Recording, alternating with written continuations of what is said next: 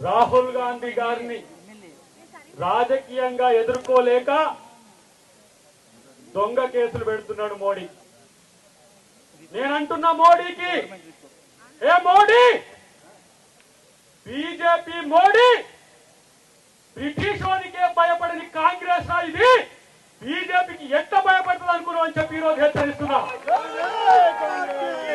మోడీ, అమిత్ షా ఒక కేడీలు, ఈ దొంగలు ఇవాళ దేశం కొరకు ప్రాణాలు అర్పించిన కుటుంబం మీద కక్ష కట్టిండు దరిద్రుడు. ఈ రోజు ఎక్కడ రామి స్వాతంత్ర సంగ్రామంలో మీ పాత్ర?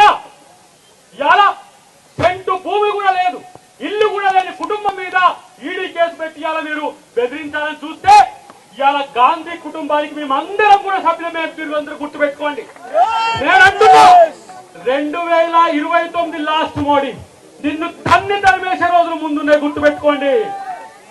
2029 తర్వాత మోడీ ఉండేది జైల్లో. నేను అంటున్నా ఒక మాట, రాఫెల్ డీల్లో నువ్వు అనిల్ అంబానీకి ఇవాళ 45,000 కోట్ల రూపాయల హవాలా చేసినావు. మేము కనుక రేపు అధికారంలోకి వస్తే మేము కేసు పెట్టి నిన్ను జైల్లో పంపలేమా? దొంగతనం చేసింది మీరు, కేడుని మీరు. ఇలా రాహుల్ గాంధీ మీద, అమ్మ సోనియా గాంధీ మీద ఇలా మీరు కుట్రలు పండుతున్నారు. ఒక్క మాట, ఆర్ఎస్ఎస్ ఈ రోజు ఇలాంటి దరిద్రం కొట్టు నాయకులను ఈ దేశానికి ఇచ్చిందా? ఆర్ఎస్ఎస్ యొక్క విధానం మీద ఈ దేశ ప్రతిపక్ష నాయకుడిని మొత్తం టెర్మినేట్ చేసిన చరిత్ర ఇవాళ బీజేపీకి ఉన్నది. భయపడ్డా రాహుల్ గాంధీ?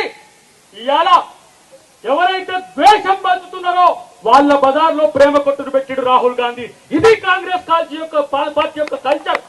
మేము ప్రేమనిస్తున్నాం, మీరు ద్వేషాన్ని పెంచుతున్నారు. విడగొట్టే మోడీకి తన్ని తరిమి కొట్టే రోజులు మన కాంగ్రెస్ పార్టీ చేస్తుందనే విషయాన్ని గుర్తుపెట్టుకోవాల్సిన అవసరం ఉంది. నేను అంటున్న చివరిగా ఒక మాట చెప్తున్నా మిత్రులారా, 45 సంవత్సరాల బీజేపీ, 45 సంవత్సరాల బీజేపీ, ఇలా 145 ఏళ్ల పైచిలకు చరిత్ర ఉన్న కాంగ్రెస్ పార్టీ ఈ దేశానికి స్వాతంత్రం తెచ్చినాం రా. ఒక ప్రజాస్వామ్య ద్రోహి మోడీ ఇలా ఈడీని ఎనిమి ఆఫ్ ది డెమోక్రసీగా చేసిండు.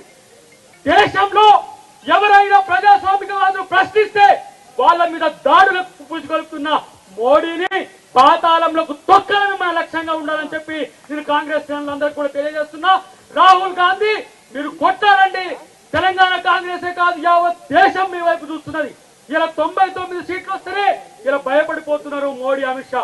రేపటి కనుక అధికారంలోకి వస్తుందని ఒక ఆలోచన కనుక ఉంటే ఇలాంటి పరిస్థితిలో వస్తే మా బతికేందని చెప్పేలా మోడీ చూస్తున్న పరిస్థితి. కాబట్టి ఇవాళ దేశ ద్రోహులుగా మోడీ, అమిత్ షా ఉన్న స్థితిని మనమందరం కూడా గమనించి కాంగ్రెస్ పార్టీని రక్షించుకోవాలి, ప్రజాస్వామ్యాన్ని రక్షించుకోవాలి.